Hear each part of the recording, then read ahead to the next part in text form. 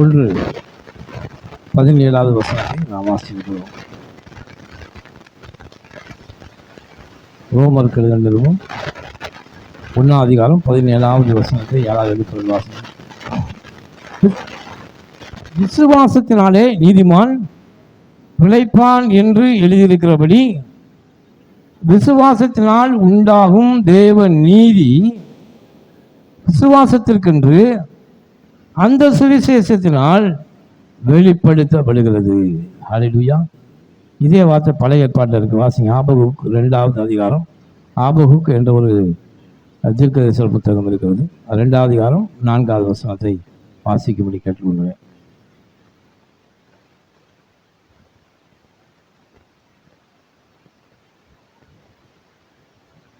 ஆபகுக் 2:4 எடுத்து கொடுங்க.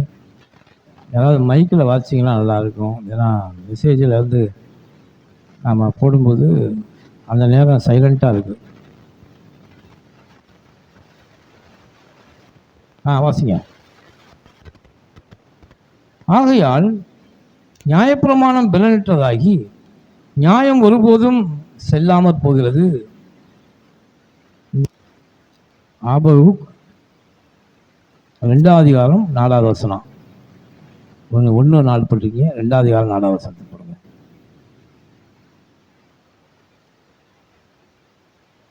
யாராவது ஒருத்தர் வாசிங்க. எடுத்துங்க. ஆபகுக் இதோ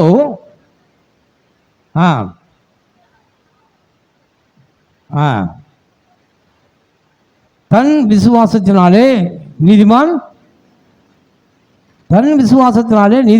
பிழைப்பான். இப்போ இங்கே என்ன ஆண்டவர் 2 வருஷத்துல இருந்து சொல்றீங்களா? நீ விசுவாசித்தால் தேவ மகிமையை காண்பாய். நீங்க ஆசீர்வதிக்கப்படுவதற்கு விசுவாசம் என்பது ரொம்ப முக்கியம். ஆமென். ஹல்லேலூயா. தேவன் பேரிலே நீங்கள் வைக்கும் விசுவாசம் அது உங்களை ஆசீர்வாதத்துக்கு நேராக கொண்டு செல்லும். ஆமென். அதனால தான் ஆண்டவர் சொல்றாரு, விசுவாசம் இல்லாமல் தேவனுக்கு பிரியமாக இருப்பது கூடாத காரியம். எந்த ஒரு ஆசீர்வாதத்தையும் கர்த்தர் உங்களுக்கு கொடுக்க போறாருன்னா அதுக்கு முன்னால உங்களுக்கு ஒரு விசுவாசத்தை ஆண்டவர் கொடுப்பார். ஆமென். ஆபிரகாம் என்ற ஒரு விசுவாசிகளின் தகப்பன் இருந்தான். அவனை தேவன் அழைத்தார். அவர் அழைத்து சொன்னாரு, நீ வா, நான் உன்னை என்ன செய்வேன், பெரிய ஜாதியாக மாற்றுவேன். ஹல்லேலூயா. நான் உன்னை ஆசீர்வதித்து நான் உன்னை பெருக பண்ணுவேன். இந்த ஒரே ஒரு வார்த்தையை ஆபிரகாம் விசுவாசித்து, நீ இப்போ இங்கே இருக்கிற இடத்துக்கு இருக்காத, நான் சொல்ல ஊருக்கு போ, அங்கே உன்னை நான் பெரிய ஜாதியாக மாற்றுவேன் அப்படி என்று தேவன் ஆபிரகாமை அழைத்தார். அவன் தேவன் சொன்ன அந்த ஒரு வார்த்தையை நம்பி கிளம்பி போகிறான். எங்கே போகிறான்னு அவனுக்கு தெரியாது, ஆனால் போயிட்டே இருக்கான். ஆனால் ஆண்டவர் தன்னுடைய வார்த்தையை விசுவாசித்து அவன் தான் சொன்ன இடத்துக்கு அவன் போனதினாலே ஆபிரகாம் தேவனை விசுவாசித்தான். அதை அவனுக்கு நீதியாக எண்ணி அவனை ஆசீர்வதித்து அவனை பழுகி பெருக பண்ணினார். ஹல்லேலூயா. கரங்களை தட்டி கர்த்தருக்கு நன்றி செலுத்துமா. நீங்களா இப்போ எதை நம்பி வந்திருக்கீங்க? இயேசு கிறிஸ்துவை விசுவாசித்து இங்கே வந்திருக்கீங்க. ஹல்லேலூயா. அதானே வந்திருக்கீங்க. என்னையும் நம்பி விசுவாசி வந்திருக்கீங்களா? யாரை நம்பி வச்சிருக்கீங்க? அங்கே பாஸ்டர் இருக்காங்க, அங்கே வந்து அம்மா இருக்காங்க, அவங்கள நம்பி நான் வந்திருக்கேன். யாராவது வந்திருக்கீங்களா? இல்லை. யாரை பார்க்க வந்திருக்கீங்க? ஆண்டவராகிய இயேசு கிறிஸ்துவை விசுவாசித்து இங்கே இந்த இடத்துல நீங்கள் வந்திருக்கீங்க. ஆண்டவர் சொல்றாரு, என்னை விசுவாசித்து நீங்கள் இந்த இடத்துக்கு வந்த அப்படின்னாலே நான் நிச்சயமாகவே உன்னை ஆசீர்வதித்து உன்னை பெருக பண்ணுவேன். ஹல்லேலூயா. உங்கள் வாழ்க்கையில் இனிமே சந்தோஷமும் சமாதானமும் என்ற நிலைக்கு உங்கள் வாழ்க்கையில் இருக்கும். ஹல்லேலூயா. பாருங்க, ஆண்டவரை தேடும்போது என்ன நடக்குதுன்னா, இத்தனை காலமாய் நம்முடைய வாழ்க்கையில் இருந்த கவலை, கஷ்டம், பிரச்சனைகள், இவைகள் எல்லாம் கர்த்தரை தேடும்போது கொஞ்சம் கொஞ்சமாக நம்ம வாழ்க்கையை விட்டு ஓடி போகும். கொஞ்சம் கொஞ்சமாக ஆண்டவரை மேலே நாம் வைக்கிற விசுவாசம், கர்த்தர் என்னை எல்லா தீமைக்கும் விலக்கி காப்பார், கர்த்தர் என்னை எல்லா தீமையை ரட்சிப்பார், என் ஜீவனுள்ள நாளெல்லாம் நன்மை கிருபை என்னை தொடரும், நான் கர்த்தரை நம்பி நான் அவரை போகிறேன். ஹல்லேலூயா. ஆபிரகாம் அப்படி தான் போனான். கர்த்தரை நம்பி அவன் தன் தேசத்தை விட்டு போய் அங்கே என்னை கர்த்தர் ஆசீர்வதிப்பார் என்று நம்பி போனான். கடைசியில் அவன் என்னமா இருந்தமா, பொன்னும் வெள்ளியும் உடைய சீமானாய் ஆபிரகாமை கர்த்தர் மாற்றினார். ஹல்லேலூயா. அதே போல கர்த்தர் உங்களையும் மாற்ற வல்லமையுள்ளவர். ஆமென். ஹல்லேலூயா. ஏனென்றால் அவர் நேற்றும் இன்றும் என்றும் மாறார். அவர் இன்னைக்கும் அதே தேவன் தான். ஏனென்றால் விசுவாசத்தை ஆண்டவர் காண்பார். உங்களுக்குள்ள அந்த விசுவாசத்தை இப்போ துவக்கி இருக்காரு. ஏனென்றால் விசுவாசத்தை துவக்குகிறவர் யாரு? உங்களுக்குள்ள. ஏன் விசுவாசத்தை துவக்குறாருன்னா உங்களை ஆசீர்வதிக்க போறாருன்னு அர்த்தம். ஆமே. யாரெல்லாம் இயேசு கிறிஸ்துவை விசுவாசிக்க ஆரம்பிக்கிறீங்கன்னா அது நீங்களா விசுவாசிக்கல, கர்த்தர் உங்களுக்குள்ளே அந்த விசுவாசத்தை துவக்கி இருக்கிறார். காரணம் என்னன்னா உங்க பழைய வாழ்க்கைய அவர் மாற்ற போறாரு. அல்லேலூயா. இதுவரை நீங்கள் பட்டு கொண்டிருக்கிற வேதனைகள், கவலைகள், கஷ்டங்கள், பாரங்கள் எல்லாவற்றையும் மாற்றி உங்களை ஆசீர்வாதத்தில் பாதைக்கு அழைத்து செல்லும்படி கர்த்தர் உங்களுக்குள்ள விசுவாசத்தை துவங்குகிறார். ஆமென். அல்லேலூயா. பாருங்க, ஒரு வசனம் இருக்கு, ரோமர் 12 1 வாசிக்க. அப்படி இருக்க சகோதரரே, நீங்கள் உங்கள் சரீரங்களை பரிசுத்தமும் தேவனுக்கு பிரியமான ஜீவ பலியாக ஒப்பு கொடுக்க வேண்டும் என்று தேவனுடைய இரக்கங்களை முன்னிட்டு உங்களை வேண்டிக் கொள்கிறேன். இதுவே நீங்கள் செய்யத்தக்க புத்தியுள்ள ஆராதனை. ரோமர் 12:1. அப்படியா? சரி. சரி, இந்த வேற வசனம் அது மாறிடுச்சு. ஆண்டவர் சொல்றாரு, விசுவாசத்தை துவக்குகிறவரும், விசுவாசத்தை அவர் என்ன செய்யறாரா? உங்களுக்குள்ள துவக்கிறாரு. என்ன துவக்கிறாரு? உங்களை ஆஸ்வதிக்க முடியாது வர்றாரு. பாருங்க, பேதுரு என்ற ஒரு மனிதன் இருந்தான். வாசிப்போம், லூக்கா 5:1 வாசிங்க. பின்பு அவர் கினசரேத்து கடற்கரையில் நின்றபோது திரளான ஜனங்கள் தேவ வசனத்தை கேட்கும்படி அவரிடத்தில் நெருங்கினார்கள். அப்பொழுது கடற்கரையில் நின்ற இரண்டு படகுகளை கண்டார். மீன் பிடிக்கிறவர்கள் அவைகளை விட்டு இறங்கி அலசி கொண்டிருந்தார்கள். அப்பொழுது அந்த படகுகளில் ஒன்றில் ஏறினார். அது சீமோனுடையதாக இருந்தது. பாருங்க, சீமோன் பேதுரு என்ற ஒரு மனிதனை கர்த்தர் ஆசீர்வதிக்க முடிவு செஞ்சிட்டாரு. அல்லேலூயா. ஆண்டவர் எப்பவுமே என்ன சொல்றாரு? உங்களை ஆசீர்வதிக்க நான் எப்பவுமே ரெடியா இருக்கேன். ஆனா நீங்க எப்போ ரெடியா இருக்கீங்க? நீங்க ரெடியா? எங்க எல்லாரும் ரெடியா இருக்கீங்களா? ஏன் ஆள் இப்படி சொல்றாருன்னா, எப்பெல்லாம் நீங்க தேவனுடைய வார்த்தையை கேட்கும்படி, ஆண்டவர் பாருங்க, அந்த ஜனங்கள் தேவ வசனத்தை கேட்கும்படி அவர்கிட்ட நெருங்கி வந்தாங்க. பெரிய கூட்டமே வந்து அவர் என்ன சொல்ல போறாருன்னு கேட்கறதுக்காக வந்தாங்க. ஆண்டவர் இந்த கூட்டத்தை பார்த்து, என்னடாது இந்த கூட்டம் பெரிய இதாக இருக்கு, இவங்கள்ட்ட எப்படி என்ன செய்ய முடியும்னுட்டு அவர் என்ன செஞ்சாருன்னா ஒரு படகை பார்த்தாரு. அந்த படகுல ஏறினார். ஏன்னா தேவ வசனத்தை கேட்கும்படி நெருக்கினார்கள். நீங்க எப்பெல்லாம் தேவனுடைய வார்த்தையை கேட்கும்படி முடிவு செய்து சபைக்கு வருகிறீர்களோ அப்பொழுதெல்லாம் கர்த்தர் அந்த வார்த்தையின் மூலமாக உங்களுக்குள்ளே விசுவாசத்தை துவங்குகிறார். அல்லேலூயா. நாம் சொல்வதை கேள்விப்பட்டவன் யார்? ஒருவன் கேள்விப்படாமல் எப்படி விசுவாசிக்க முடியும்? யாராவது சொன்னா தானே விசுவாசிக்க முடியும். அப்ப தேவ வார்த்தையை கேட்கும்போது உங்களுக்குள்ள என்ன வளருது? விசுவாசம் வளருகிறது. இந்த விசுவாசத்தினாலே நீதிமான் பிழைக்க முடியும். இப்போ பாருங்க, கூட்டம் நெருங்கி வந்த அப்படின்னாலே என்ன நடக்குது அப்படின்னா, அவர் ஒரு படவில் ஒன்றில் ஏறினார். அந்த படகு சீமோனுடையதாக இருந்தது. ஏன் சீமோனுடையதாக இருந்தது அப்படின்னா, அந்த சீமோன் இரவு முழுவதும் படகுல போய் மீனை பிடிக்கிறான். ஒரு மீன் கூட அவனுக்கு கிடைக்கல. என்ன கிடைக்கல? ஒரு மீன் கூட அவனுக்கு கிடைக்கல. அவன் வலையை அலசிட்டு இருக்கான். ஏதாவது ஒரு வலையில ஒரு மீனாவது இருக்குமா அப்படின்னு பார்த்தான். ஒரு மீன் கூட இல்லை. அந்த வசனத்தை வாசிங்க. அதை கரையிலிருந்து சற்றே தள்ளும்படி அவனை கேட்டுக்கொண்டு அந்த படவில் உட்கார்ந்தார். ஜனங்களுக்கு போதகம் பண்ணினார். அவர் போதகம் பண்ணி முடித்த பின்பு சீமோனை நோக்கி, நீ ஆழத்திலே தள்ளி கொண்டு போய் மீன் பிடிக்கும்படி உங்கள் வலைகளை போடுங்கள் என்றார். இப்ப பாருங்க, அந்த சீமோன் அவன் இரவு முழுவதும் ஒரு மீன் கிடைக்கல. இப்போ என்ன செய்யறான்? ஆண்டவர் பேசுகிறத கேட்டு, இயேசு கிறிஸ்து பேசுகிறத அவன் கேட்டுக்கிட்டே இருக்கான். என்ன கேட்க? அவன் ஆண்டவர் பேச பேச அவனுக்குள்ளே விசுவாசம் வளர்ந்தது. என்ன வளர்ந்துச்சு?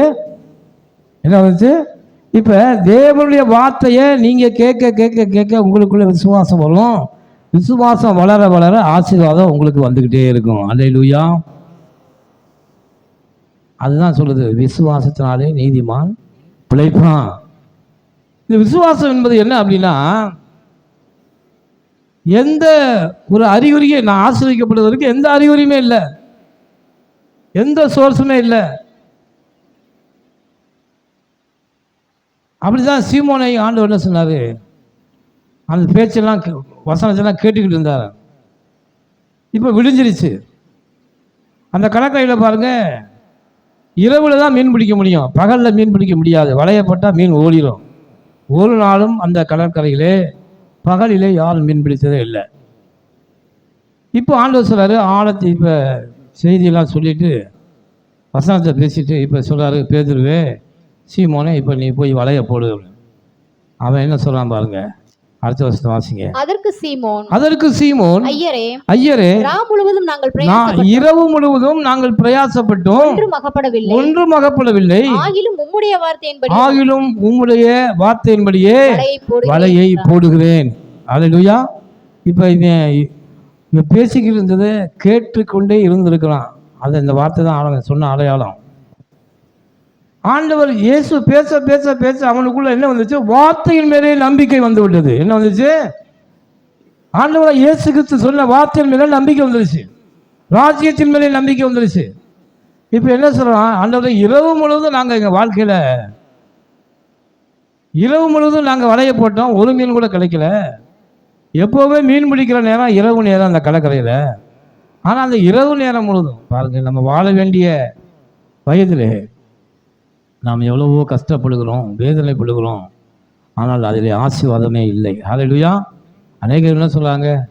ஐயா, எவ்வளவோ கஷ்டப்படுறோம், கடுமையாக உழைக்கிறோம், ஆனால் எங்களுடைய காசு பூரா பொத்தல் பையில் போட்ட பைசா போல எப்படியோ போயிடுச்சு. ஏன்? அந்த பணம் நிற்கிறதுக்கு இல்லை. அது நம்முடைய வாழ்க்கையில் இருக்கிற சாபமாக இருக்கிறது. நம்ம கையில் காசு இருந்தால் திடீர்னு ஒரு நோய் வருது, டாக்டர்கிட்ட கொண்டு போய் என்ன செய்யலாம்? அந்த காசை கொடுத்துடும், அது அப்படியே போகுது. இப்படித்தான் நம்முடைய வாழ்க்கை போய் கொண்டு இருக்கிறது. இதே போல தான் சீமோன் பேதுரு சொன்னான், ஐயா, இரவு முழுவதும் என் வாழ்க்கை நாங்கள் மீன் பிடிச்சோம், ஒன்றுமே கூட கிடைக்கல அப்படி சொல்லிட்டு அவன் சொன்னான், ஆகிலும் நீங்கள் பேசிக்கிற இந்த வார்த்தையை நான் கேட்டேன், நீங்கள் சொன்ன வார்த்தையின்படி இனிமே என் வாழ்க்கையில் நீங்கள் என்ன சொல்கிறீங்களோ அதைத்தான் நான் செய்ய போகிறேன். இந்த நிற்கிற கடற்கரையில் இந்த ஊர் ஜனங்க பூரா சொல்கிறாங்க, இரவு பகலில் மீன் பிடிக்க முடியாதுன்னு சொல்கிறாங்க. ஆனால் நீங்கள் ஒரே ஒரு ஆள் ஒரே ஒரு வார்த்தையை சொன்னீங்க, கர்த்தரை நம்புகிறனோ செழிப்பான். அவருடைய வார்த்தையின்படி தான் நடக்கும். சூழ்நிலை எதுவாக இருக்கலாம், சூழ்நிலை ஒன்றுமே இல்லாமல் இருக்கலாம், எங்கிட்ட ஆசீர்வாதம் வரும்னு நமக்கு எந்த வழியுமே இல்லை, ஆசீர்வதிக்க எனக்கு ஒருத்தருமே இல்லை, எவனும் எனக்கு கொடுக்கறதுக்கு ஆள் இல்லை. ஆனாலும் கர்த்தர் சொல்லிட்டாரு, நீ ஆழத்திலே தள்ளி கொண்டு போய் வலைய போடு அப்படின்ட்டு. இன்னைக்கு கர்த்தர் உங்களை பார்த்து இதுதான் சொல்கிறேன். ஹல்லேலூயா சொல்கிறாரு.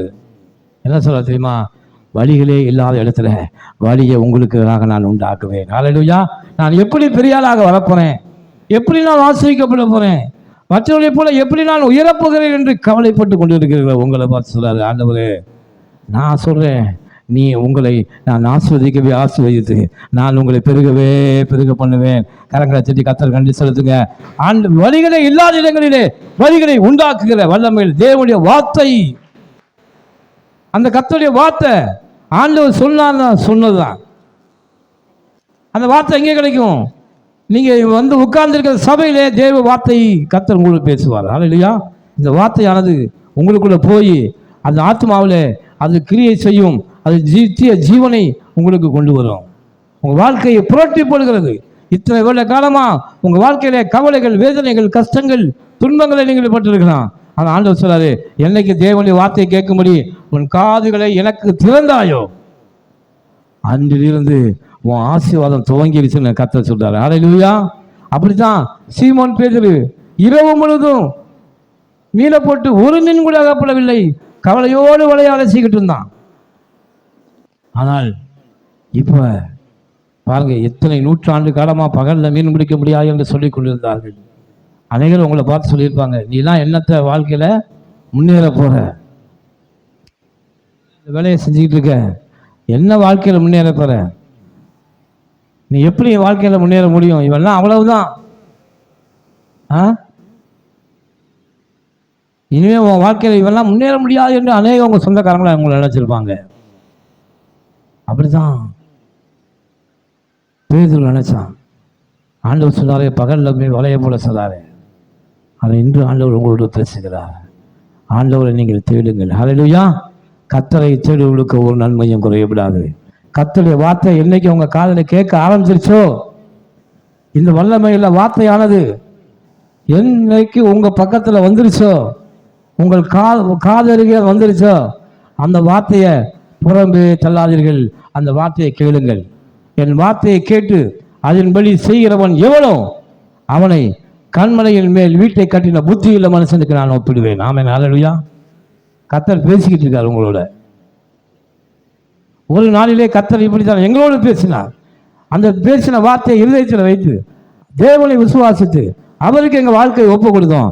கர்த்தர் இந்த நாளில் எங்கள் வாழ்க்கையை உயர்த்தியிருக்கிறார். கரங்களை தட்டி கர்த்தர் நன்றி செலுத்துவோம். அல்லேலூயா. உங்களுடைய வாழ்க்கையிலும் கர்த்தர் நிச்சயமாக அப்படி செய்வார். ஆமென். இப்போ பாருங்க, விசுவாசம் இல்லாமல் தேவனுக்கு பிரியமாக இருப்பது கூடாத காரியம். பேதுரு எப்படி கேட்டான் பாருங்க. அவன் ஆண்டவர் பேசின வார்த்தைகளை கவனமாய் கேட்டான். உலகம் பூரா சொன்னாங்க பகல்ல மீன் பிடிக்க முடியாது. ஆனா இவன் ஒருத்தர் மட்டும் இப்ப என்ன செஞ்சிட்டான், ஆண்டவரே இரவும் பிரயாசப்பட்டு ஒன்றும் எனக்கு கிடைக்கல, ஆகிலும் உம்முடைய வார்த்தையின்படியே நான் வலையை போடுகிறேன். இனிமே நீங்க கர்த்தருடைய வார்த்தையை கேட்டுட்டு இனிமே நீங்க போய் உங்க வீட்டில் எந்த வேலையும் செய்யுங்க. நீங்க எல்லா முயற்சிகளை எடுங்க. நீங்க எந்த முயற்சியை எடுத்தாலும் தேவனுடைய வார்த்தை உங்களோடு இருந்து உங்களை நடத்தும் என்று கர்த்தர் சொல்லுகிறார். அல்லேலூயா. அதுதான் விசுவாசம்.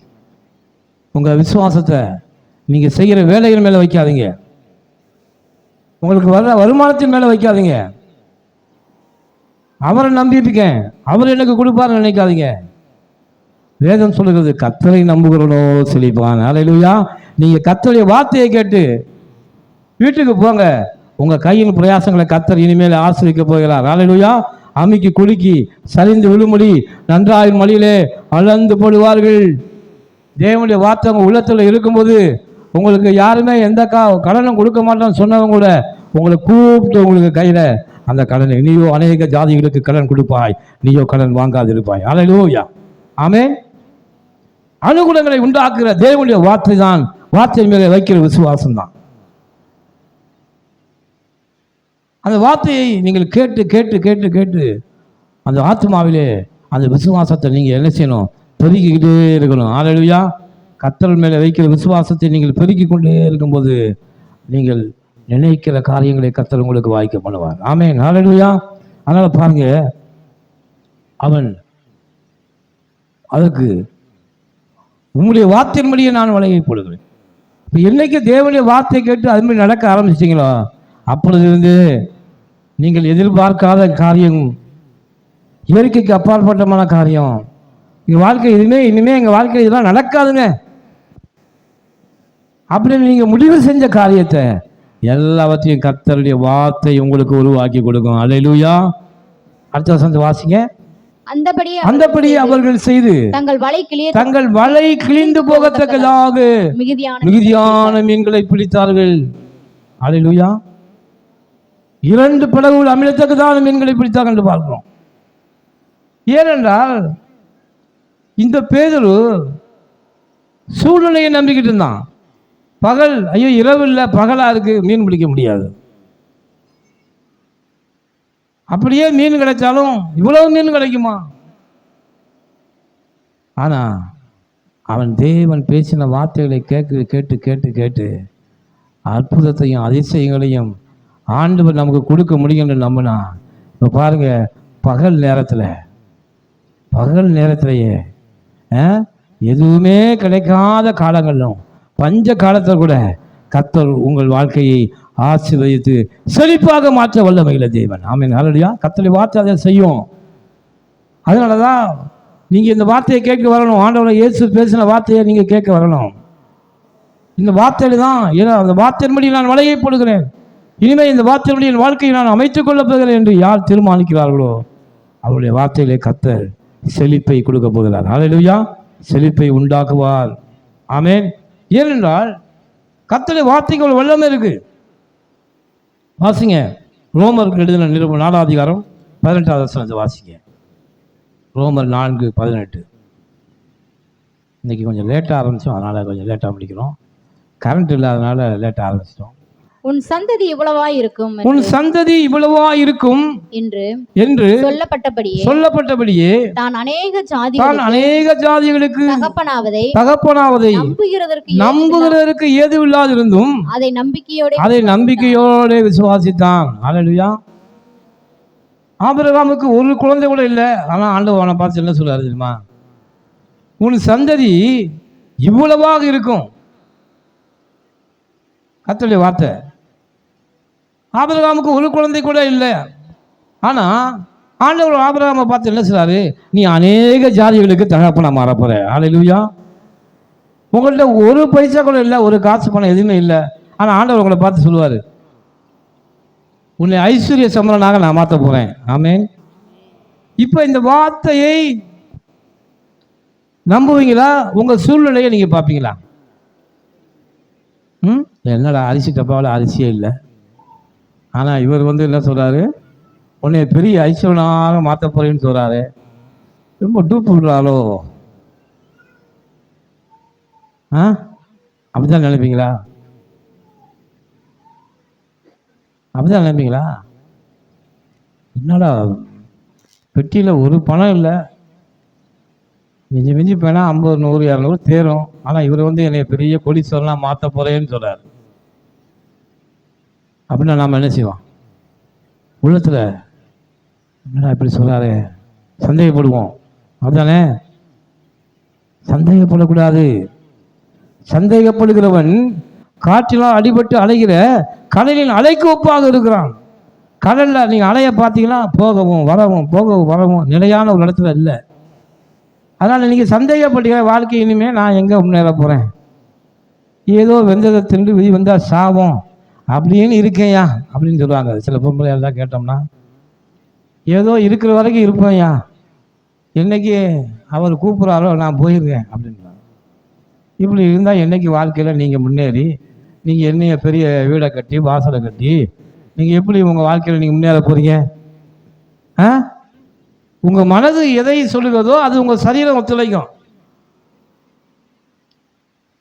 ஆண்டவர் அதான் சொல்றார், நீ பலம் கொண்டு திடமனதா இரு அப்படின்னு சொல்றார். உங்கள் வாழ்க்கையில் என்னைக்கு விசுவாசம் உள்ள வார்த்தையை பேசுறீங்க? கர்த்தர் நீ ஆஸ்வதிப்பார், நான் பெரிய ஆளாக மாறுவேன், நான் கோடீஸ்வரனாக மாறுவேன், இன்னும் பெரிய காரியங்களை செய்வேன், நான் அதை செய்வேன், அதை இப்படின்னு நீங்கள் தீர்மானிச்சிங்கன்னா உங்கள் சரீரம் ஒத்துழைக்கும்.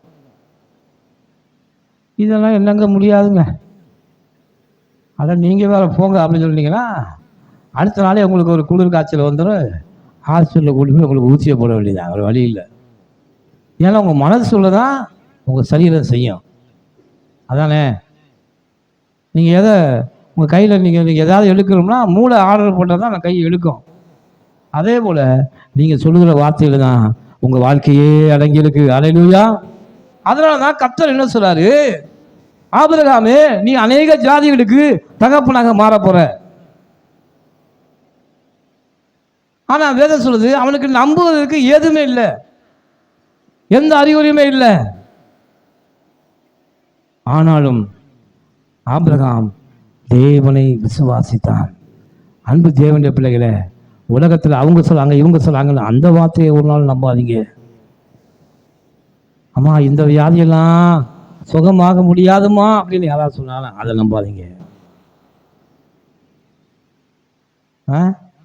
உங்கள் வாழ்க்கையில் உங்கள் மனசு சொல்லும், இனி எத்தனை காலத்துக்கு தான் நான் உயிரோடு இருக்க போகிறேன் அப்படின்னு சொல்லும்.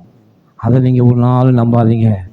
சபைக்கு வாங்க, இயேசு என்ன சொல்கிறாரோ, அவர் உங்களுக்கு என்ன சொல்லுகிறாரோ அதை கேட்டுட்டு போய் இதுதான் என் வாழ்க்கையில் நடக்கும் என்று உங்கள் உள்ளத்தில் நீங்கள் சந்தேகப்படாமல் விசுவாசிங்கன்னா அதுதான் உன் வாழ்க்கையில் நடக்கும். ஆமென், ஹல்லேலூயா. கர்த்தருடைய வார்த்தை அதிசயங்களை செய்யும், அற்புதங்களை செய்யும். அவருடைய வார்த்தையின்படி தான் உனக்கு நடக்கும் என்று கர்த்தர் சொல்லுகிறார். ஹல்லேலூயா. அதனாலதான் அவன் நம்புவதற்கு ஏதுமில்லாது இருந்தும் தான் அநேக ஜாதிகளுக்கு தகப்பனாக போகிறேன் என்று ஆபிரகாம் தேவனை விசுவாசித்தான். இன்னைக்கு பாருங்க, இன்னைக்கு நாம எல்லா தேவனை விசுவாசிக்கிற நம்ம எல்லாருக்கும் தகப்பன் யாருன்னா அந்த ஆபிரகாம் தான் நமக்கு தகப்பனாக இருக்கிறார். அவர்தான் விசுவாசிகளுக்கு தகப்பன். அல்லேலூயா. கர்த்தருடைய வார்த்தை ஜெயிச்சிச்சா, அவனுடைய சரீரம் ஜெயிச்சிச்சா. அவன் முதிர் வயதாக இருந்தான், அவனுடைய மனைவி முதிர் வயதாக இருந்தாங்க. கிட்டத்தட்ட 90 வயசு, இவருக்கு 100 வயசு. ஆண்டவர் சொல்றாரு, உன் சந்ததி அநேகமாக இருக்கும் என்று சொன்னார். அல்லேலூயா. அவன் நம்புவதற்கு அடுத்த வசனத்தை வாசிங்க. அவள் விசுவாசத்திலே பலவீனமாய் இருக்கவில்லை. அவன் விசுவாசத்திலே பலவீனமாக இருக்கவில்லை. அல்லேலூயா. எதுல பலவீனமா இருக்கலையா? ஆண்டவரை நம்புவதில் அவன் பலவீன பிள்ளைன்னு என்ன அர்த்தம்? என்னமோ அவர் சொல்றாருங்க, இவெல்லாம் எங்கெங்க, எனக்கு 100 வயசு ஆச்சுங்க, இனிமேல் எனக்கு எங்கே குழந்தை கிடைக்க போகும் அப்படின்னு அவன் பலவீன பிள்ளை. அவன் எதை நம்பினா தெரியுமா? எது என்னுடைய சரீரம் எப்படி இருக்குதோ அதை பற்றி இல்லை, கர்த்தர் சொல்லிட்டாரு. ஹல்லேலூயா. அவர் சொல்ல ஆகும், அவர் கட்டளையிட நிற்கும். கர்த்தர் சொல்லிட்டாருங்க. ஆமென், ஹல்லேலூயா. அது என் வாழ்க்கையில் நடக்குங்க. சூழ்நிலையே இல்லை, எந்த அறிகுறியும் இல்லை, ஆனாலும் கர்த்தர் சொன்ன வார்த்தை நம்ம வாழ்க்கையில் நிறைவேறும். யாரெல்லாம் விசுவாசிக்கிறீங்க கர்த்தருடைய வார்த்தை என் வாழ்க்கையில் நிறைவேறும்? ஆமென், ஹல்லேலூயா. கர்த்தருடைய வார்த்தை தான் என் வாழ்க்கையில் நிறைவேறும். ஏனென்றால் வானமும் பூமியும் ஒளிந்து போனாலும் கர்த்தர் சொன்ன வார்த்தை ஒளிந்து போகாது. கர்த்தர் உங்களோட பேசின வார்த்தைகளும் ஒளிந்து போகாது. அவர் சொன்ன வார்த்தை என்னைக்காவது வாழ்க்கையில் நடக்கும், நடக்கும், கண்டிப்பாக நடக்கும். ஹல்லேலூயா. அதனால தான் அந்த வார்த்தையை கேளு, என் வார்த்தையை கேட்டு அதன்படி செய்கிறவன் எவனோ அவன் தான் புத்திசாலி என்று கர்த்தர் சொல்லுகிறார். பாருங்க, அவன் விசுவாசத்திலே பலவீனமாக இருக்கவில்லை ஆபிரகாம். அவன் தன்னுடைய சரீரத்தை பார்க்கவில்லை, சூழ்நிலையை பார்க்கல. அவன் ஏறக்குறைய 100 வயது உள்ளவனாக இருக்கும்போது தன் சரீரம் செத்து போனதையும் சாரருடைய கற்பம் செத்து போனதையும் அவன் எண்ணாதிருந்தான். என்னடா எண்ணாதிருந்தான்? என்னன்னா என்ன? அதையே அவன் நினைச்சு பார்க்கல, எண்ணவில்லை. அவனுடைய பலவீனத்தை அவன் எண்ணவில்லை. அவனுக்கு 100 வயசுங்கிறத நினைக்கல. அவன் எதை நினைச்சா தெரியுமா? கர்த்தர் சொன்ன வார்த்தையை மாத்திரம் பார்த்துக்கிட்டு இருந்தான்.